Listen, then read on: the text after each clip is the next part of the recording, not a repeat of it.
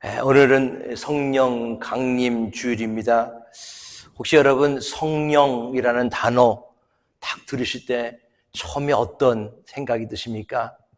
그 성령, 그렇게 큰 생각 많이 안 들죠. 그러나 제가 하나 좀 추가해 볼게요. 성령 세례, 성령의 기름 부음, 성령 충만, 성령의 내주하심, 성령의 은사.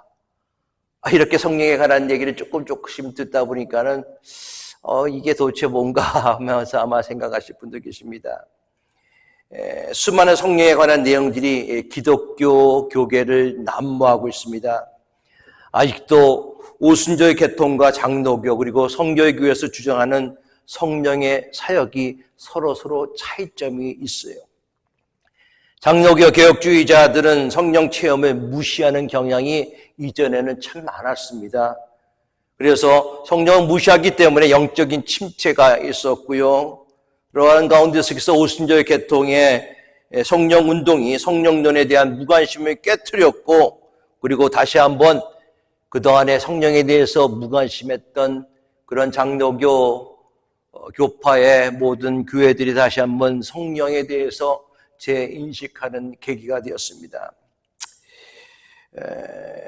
지금 어떤 성령론에 대해서 여러분들과 말씀드리고자 하는 것은 결국 아니라 성령에 대한 논쟁, 여러 가지 이것이 맞느냐 저것이 맞느냐 하는 것들이 상당히 많이 있습니다. 그것을 말씀드리는 것이 아니라 성령론에 대한 논쟁은 오순절 성령 강림의 사건과 그 성령의 역사가 예수를 믿는 우리에게 얼마나 중요한가를 그런 모든 성령론에 대한 논쟁을 통해서도 우리가 볼 수가 있다는 것이죠. 2000년 전 예수님의 제자인 사도들이 교회를 일으키고 땅끝까지 복음을 전하게 될 힘을 얻은 전환점이 어디 있는가? 그것은 바로 성령이 임한 오순절 사건이었다는 사실을 우리는 잘 알고 있습니다. 하나님께서 유월 선지자를 통해서 마지막 때에 성령이 임할 것을 예언하게 하셨고, 그리고 이것이 오순절 날 마가 다락방에 모인 지자들에게 성령 강림을 통해서 이루어지고, 또한 그것을 통해서 복음이 온 세계에 증거되었다는 사실을 우리는 잘 알고 있습니다. 성령이 임하셔서 교회마다 부흥되고, 성령이 임하셔서 모든 성도들이 나가서 복음의 증인으로서 복음을 전할 때 복음이 예루살렘과 유대와 사마리아 땅끝까지 이르러 하나님의 복음이 전파되기 시작했고, 또한 오늘 우리에게도 하나님의 복음이 전파되게 되었다는 것입니다. 성령 강림을 기록한 것은 사도행전이죠. 사도행전, 정확하게 얘기하면 사도들의 행전입니다. 즉 사도들이 행하였던 기록입니다. 그러나 사도행전은 사실 성령이 임하였기 때문에 성령행전이라고 우리가 볼 수가 있습니다. 성령이 임하시면 사람이 달라집니다. 대제사장 들여서 주님을 모른다고 부인했던 사람이 누구죠? 베드로. 몇 번 부인했습니까? 3번 부인했던 베드로가 성령 강림의 역사를 통해서 성령 받고 난 다음에 대제사장들과 그리고 수많은 종교 지도자 앞에 담대하게 복음을 증거했다는 사실을 잘 알고 있습니다. 사랑하는 성도 여러분, 성령이 임하시면 설교가 달라지고요, 성령이 임하시면 기도가 달라지고, 성령이 임하시면 사는 게 달라지는 것입니다. 성령이 임하기 전에는 그저 눈빛이 동태눈 알처럼 흐리하게 그렇게 된 모습이었다면은, 성령이 임하시면은 눈에 생기가 돌고 발걸음이 힘차게 되고 움직임이 민첩하게 됩니다. 성령 받은 사람은요, 기적이 일상이 되는 거예요. 성령 받은 사람은 은혜와 사랑과 능력이 강물처럼 흘러나게 되어져 있습니다. 살아있는 교회는 어떤 교회인가? 이런 사람들이 만들어가는 교회가 살아있는 교회예요. 선한 목자의 교회가 이런 교회인지 믿습니다. 여러분 모두 성령에 이끌려 세상을 변화시키는 성령의 사람이 다 되시기를 예수 그리스도의 이름으로 축원합니다. 오늘 본문인 갈라디아서 5장 16절에도 사도 바울이 이렇게 얘기합니다. 성령을 따라 행하라. 영어로 보니까요, 이렇게 되어져 있더라고요. Let the Holy Spirit guide your lives. 자, 직역을 하면 어떻게 됩니까? 성령께서 Let the Holy Spirit guide your life. 너의 삶을 인도하게끔 하여라 라는 것입니다. 즉 우리의 삶, 예수 믿는 사람의 삶의 모습은 내가 나의 삶을 주관하는 것이 아니라 성령께서 내 삶을 인도하는 삶이 바로 예수 믿는 사람의 삶, 성령에 붙들린 사람의 삶이라는 것을 우리에게 얘기하고 있는 거예요. 18절 말씀에 보면요, 성령의 인도하시는 바가 되면 25절 말씀에 성령으로 살면 또한 성령으로 행할지라, 다 같은 표현입니다. 이것이 거듭난 자의 삶의 모습이에요. 즉 내가 내 삶의 주체가 아니라 누가 내 삶의 주체라고요? 성령이 바로 내 삶의 주체가 된다는 것입니다. 그런데 이것이 단 이례적인 사건이 아니라 우리가 성령 세례를 받고 우리가 또한 예수 그리스도를 영접하는 것은 단 이례적인 사건입니다. 그러나 성령 충만의 사건은 이례적인 사건이 아니라 나의 삶 가운데서 계속적으로 일어나야 사건이라는 것이죠. 어떨 때는요, 우리의 믿음의 삶이 느슨해질 때가 있어요. 여러분 한번 생각해 보세요. 나의 믿음의 삶이 느슨해질 때가 언제였는가? 기도하지 않았을 때, 말씀 보지 않았을 때, 내 삶의 모든 것이 내가 하는 족족 잘 풀릴 때 나도 모르게 내 믿음의 삶이 느슨해질 때가 있다는 것이죠. 이럴 때 여러분들 기도하셔야 돼요. 성령 충만을 위해서 기도할 수 있게 바라겠습니다. 그런데 문제는 그렇게 기도해도 실패한다는 거예요. 같은 일이 반복되는 이유가 어디에 있는가? 성령 충만하기 위해서, 성령님이 우리의 삶을 인도하시기 위해서 선행되어야 될 조건이 있어요. 오늘 24절 말씀, 5장 24절 말씀 같이 봅시다. 같이 읽습니다. 시작. 그리스도 예수의 사람들은 육체와 함께 그 정욕과 탐심을 십자가에 못 박았느니라. 성령을 따라 행하는 삶, 성령님의 인도하시는 삶, 그 삶을 살아가기 위해서는 육체와 함께 우리의 정욕과 탐심을 십자가에 못 박아야 된다는 거예요. 그래서 성령께서 우리의 삶을 인도하실 수 있어요. 16절 후반부에 왜 그래야 되는가? 그리하면 육체의 욕심을 이루지 못하니라. 성령을 따라 살고자 한다면은 육체의 욕심이 이루어지지 않는다는 거예요. 그렇다면 그 반대는 뭔지 아세요? 본능에 따라 움직이는 거예요. 나의 본능에 따라서. 그 욕심쯤이야. 뭐 어떠냐. 라는 그런 생각을 우리가 할 수가 있습니다. 그러나 여러분들, 사망은 작아 보이는 욕심을 통해서 일어난다는 사실을 우리는 잘 알고 있습니다. 야고보서 1장 15절 말씀에 이렇게 기록합니다. 욕심이 잉태한 즉 뭐예요? 죄를 낳고 죄가 장성한 즉 사망을 낳느니라. 처음부터 사망의 구렁텅이에 빠지는 것이 아닙니다. 작은 욕심으로부터 생겨난다는 거예요. 육체의 소욕은 언제나 성령을 거스르게 되어져 있어요. 추구하는 목적이 달라서 그래요. 갈라디아서 5장 17절 말씀에 보면은 육체의 소욕은 성령을 거스르고 성령은 육체를 거스리나니 이들이 서로 대적함으로 너희가 원하는 것을 하지 못하게 하려 함이라. 육체의 소욕은요, 육체의 욕망입니다. 우리 육체는 욕망이 있어요. 쾌락, 또한 만족을 추구하는 본성이 있습니다. 맛있는 음식을 먹고 편안한 잠을 자고 사랑하는 사람과 시간을 보내고 싶어 합니다. 인간에게는 누구나 그런 본능이 다 있습니다. 그런데 그 본능이 욕심으로 나타날 때가 문제라는 것이죠. 우리 인간이 가지고 있는 것을 보통 네 가지의 욕이다라고 얘기합니다. 욕심이라고 뭐 얘기할 수도 있겠죠. 그 네 가지가 뭔가? 물욕, 명예욕, 식욕, 그리고 정욕입니다. 그러나 우리가 알아야 될 것이 무엇인가? 이 본능과 욕심도 하나님이 우리에게 주신 거예요. 한국에 계신 저희 장모님하고 통화를 하면서 장모님이 갈비뼈가 다 4개가 부러지시면서 회복 중에 계시는데 전화 때마다 이렇게 말씀하셨어요. 입맛이 없다. 식욕이 없는 거예요. 그렇죠? 식욕이 없으니까 음식을 못 드시니까 자꾸만 몸이 힘들어 가신 것이죠. 적당한 식욕과 적당한 정욕과 적당한 물욕과 적당한 명예욕은 우리에게 필요하다는 거예요. 그러나 이것이 적당하지 않기 때문에, 욕심이 있기 때문에, 탐심이 있기 때문에 우리에게 문제가 일어난다는 사실을 우리는 잘 알고 있습니다. 과식, 음주, 낭비, 탐욕, 이런 것이 우리로 하여금 죄를 범하게 하고 다른 사람들을 하여금 죄를 짓게 할 수 있다는 것이죠. 물욕 한번 얘기해 볼까요?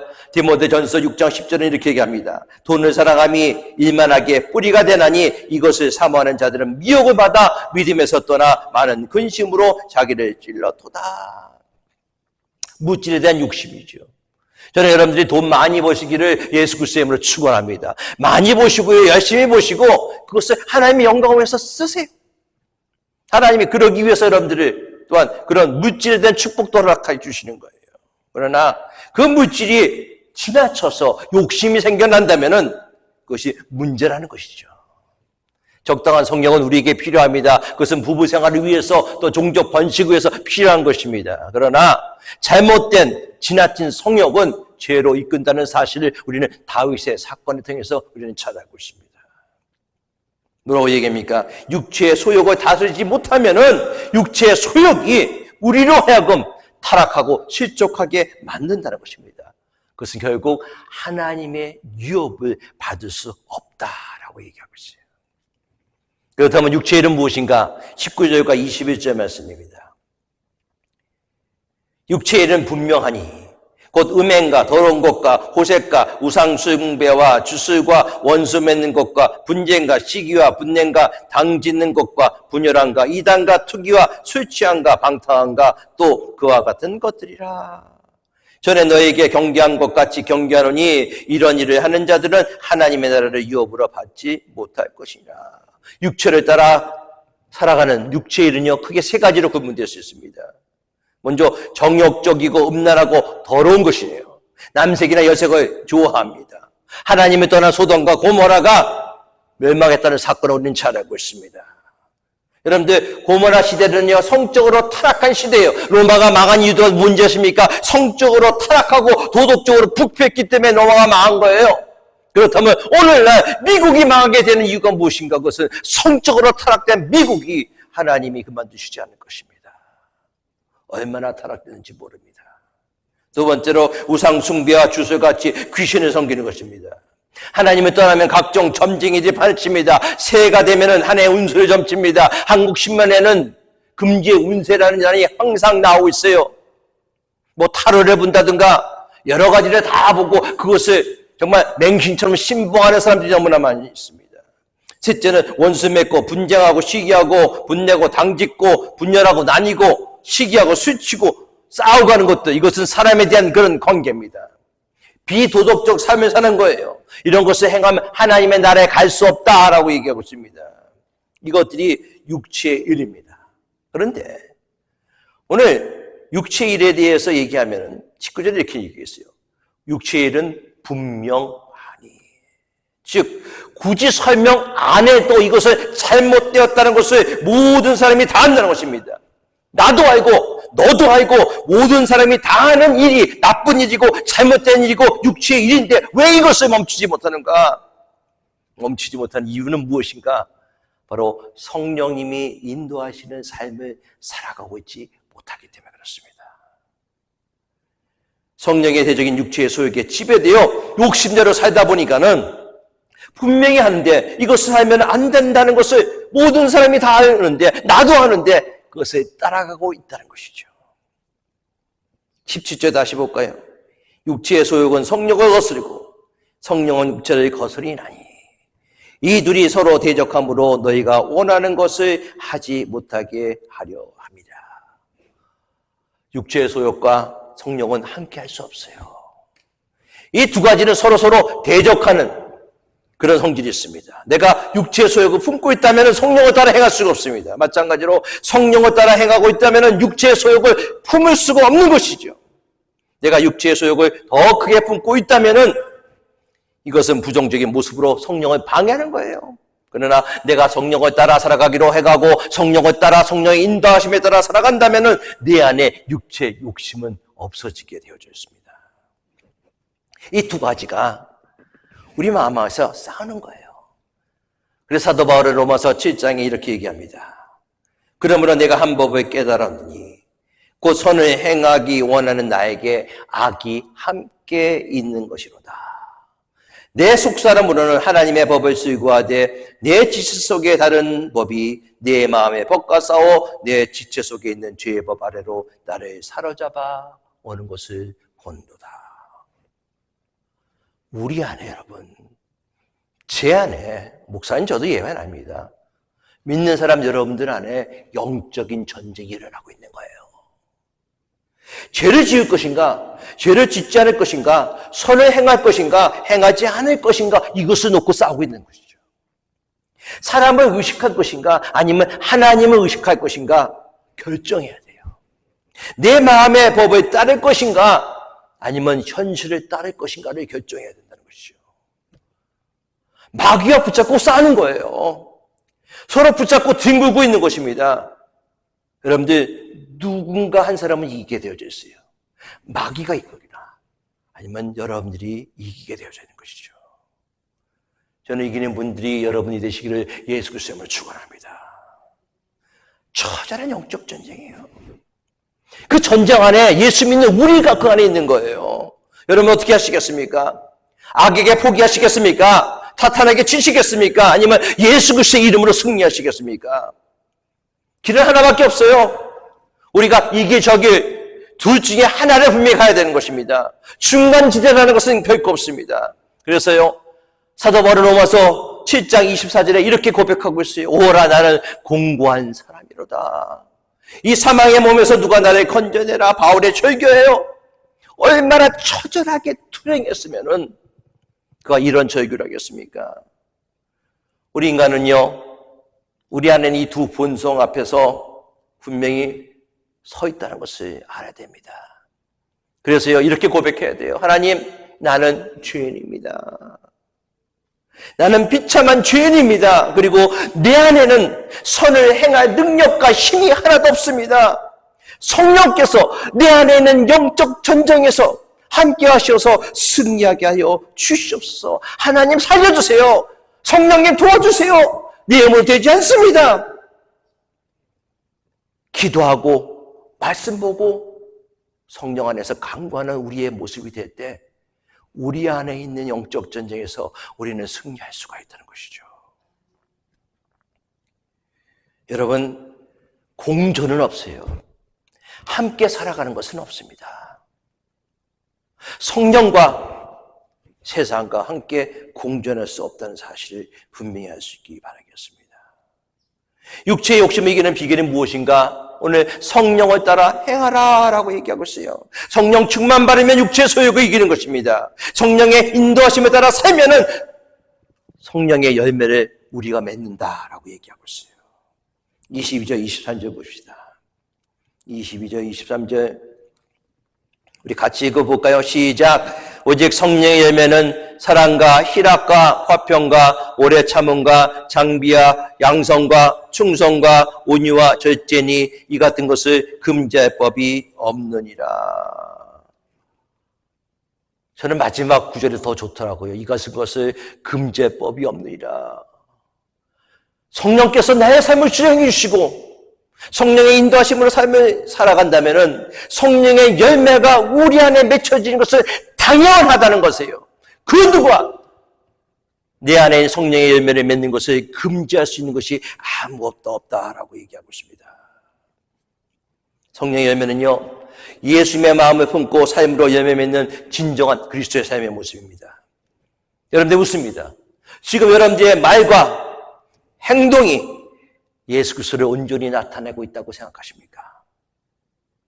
성령의 열매가 우리의 삶을 통해서 나타날 때 진짜 예수 믿는 사람들로서 영향력을 행사할 수 있어요. 그렇다면은 나의 삶을 통해서, 여러분들 삶을 통해서 내가 예수 믿습니다. 내가 성령님의 인도하심에 따라 살아가고 있습니다. 증명할 수 있어야 된다는 것이죠. 성령의 9가지 열매가 있죠. 사랑하기 쉽습니까? 아니에요. 사랑보다는 미움이 더 쉽습니다.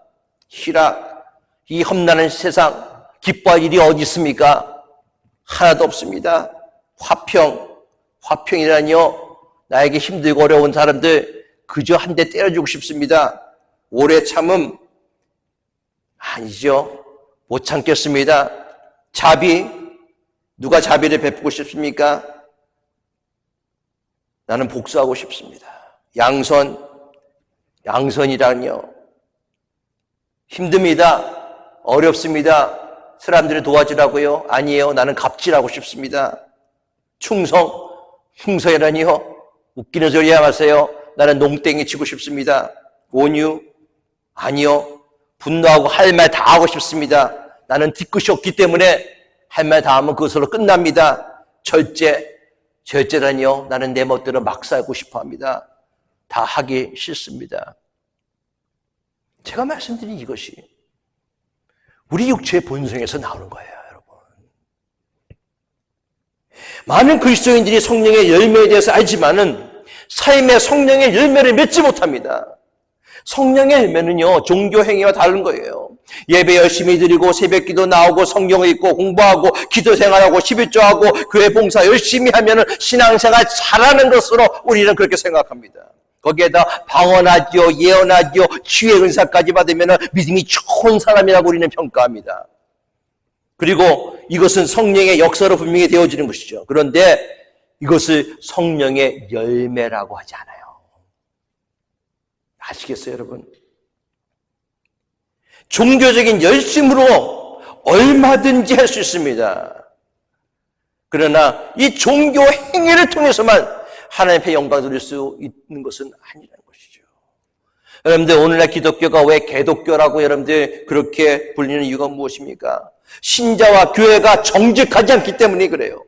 교회 다니고 봉사하지만 동시에 불법과 편법도 행하고 다니고 있기 때문에 오늘날 기독교가 개독교라고 그렇게 보고 있습니다. 여러분들, 성령의 열매는 예수 그리스도의 성품입니다. 성령의 열매는 우리의 성품의 변화예요. 이것은 오직 성령으로만 이루어지는 것입니다. 우리가 찬 생명 가진 하나님의 자녀인가 아닌지는 성령의 열매를 통해서 알 수가 있어요.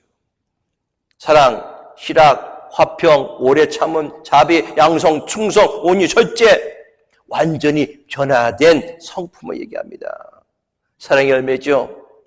육체에서 이거 쫓는 사람들은 시기와 분쟁밖에 없습니다. 그러나 성령의 열매는 사랑입니다. 희락과 화평입니다.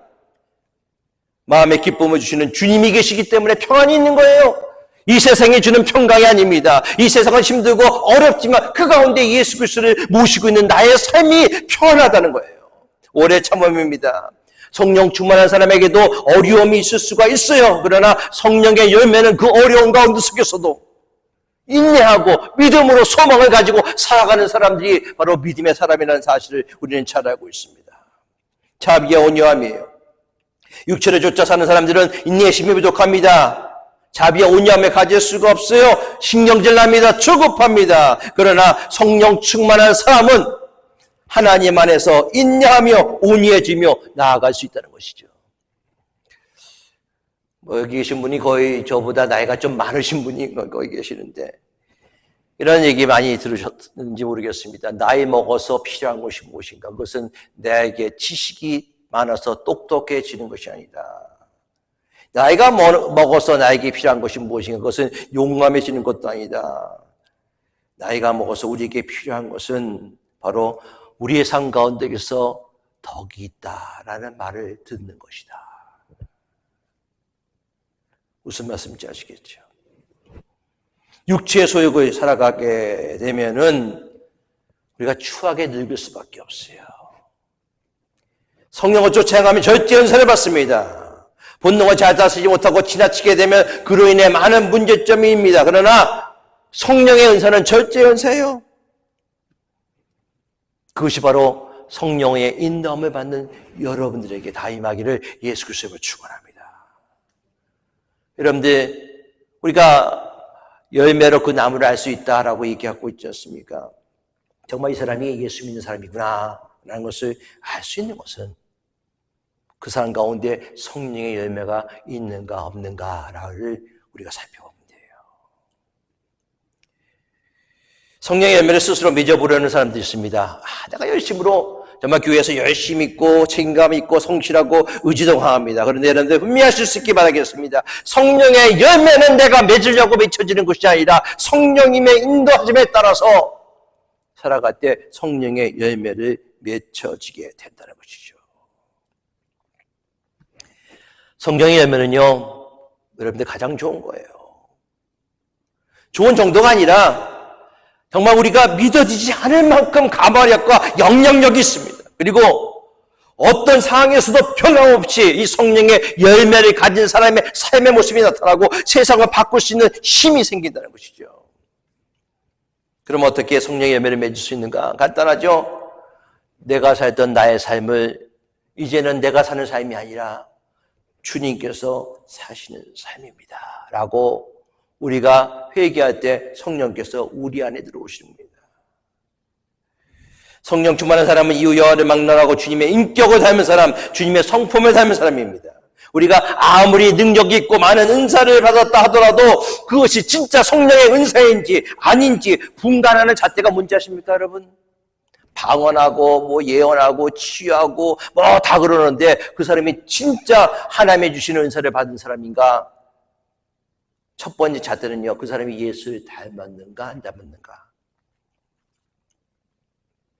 여러분들 성령의 은사, 하나님이 놀라신 은사를 받은 사람 중에서 얼마나 교만한 사람이 많은지 모릅니다.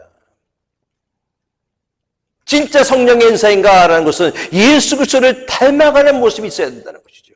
빌립보서 2장 5절에 우리에게 이렇게 얘기합니다. 너희 안에 이 마음을 품으라 곧 예수의 마음이니. 즉 이 말씀에서 얘기하는 것이 무엇인가? 예수의 마음을 품는 것, 예수의 인격을 담는 것이 바로 우리가 추구해야 돼. 예수 믿는 사람들이 추구해야 돼. 단 하나의 목표라는 것입니다.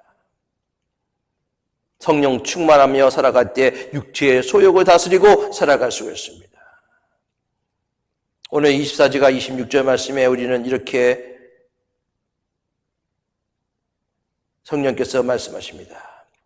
그리스도 예수의 사람들은 육체 함께 그 정과 욕심을 십자가에 못 박았느니라.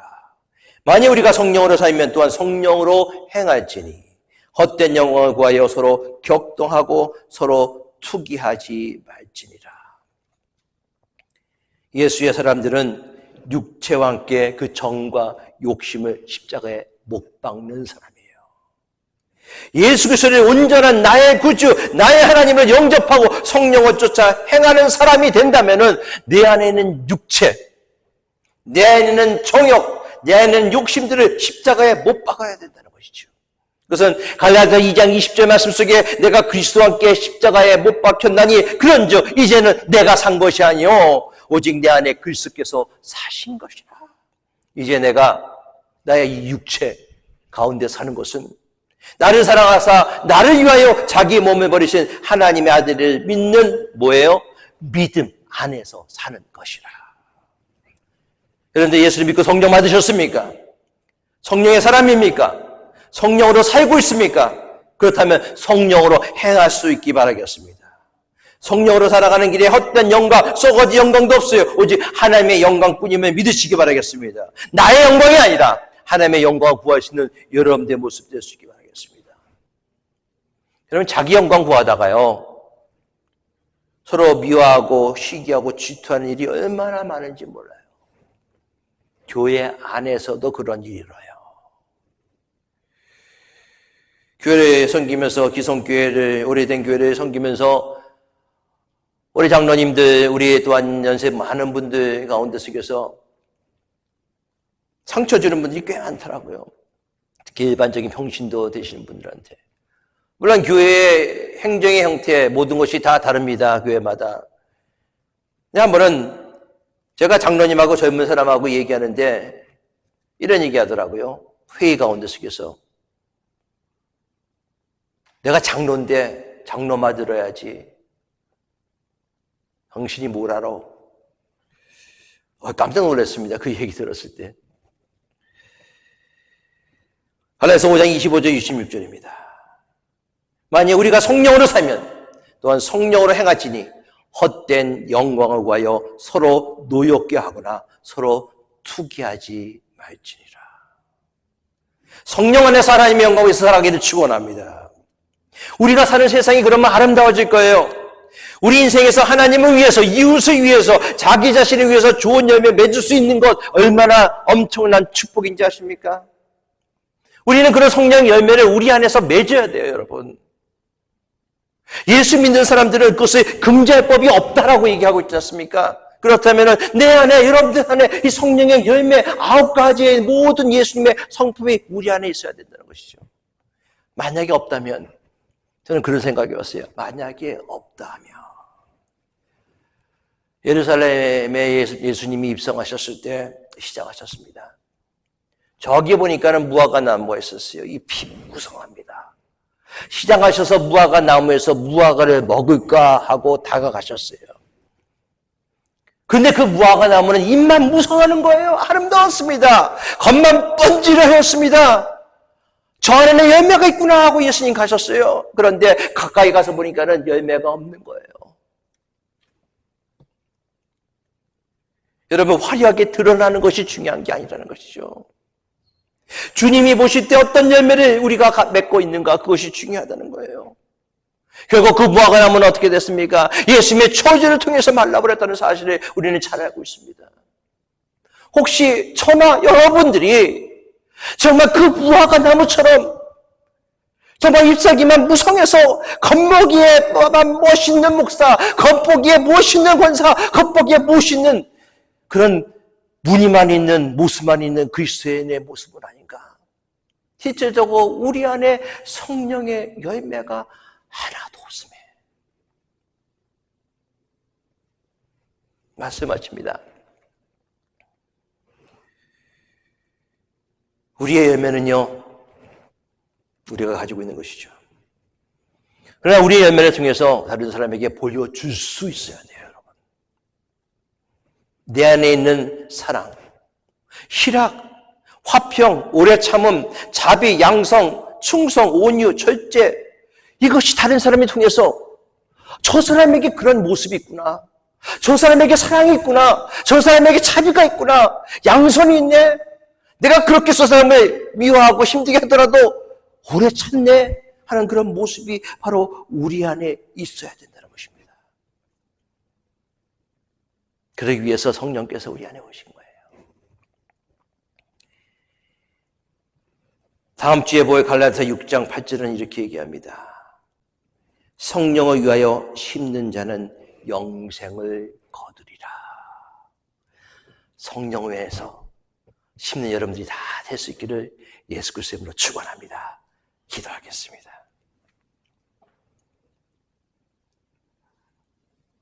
우리 안에 성령께서 충만함을 통해 사랑하는 성도들 성령의 열매 맺어 하나님 앞에 영광 돌리며 또한 예수 그리스도의 복음을 증거하는 믿음의 성도들 다 되게 하여 주시옵소서. 우리 주 예수 그리스도의 이름으로 기도드리옵나이다. 아멘.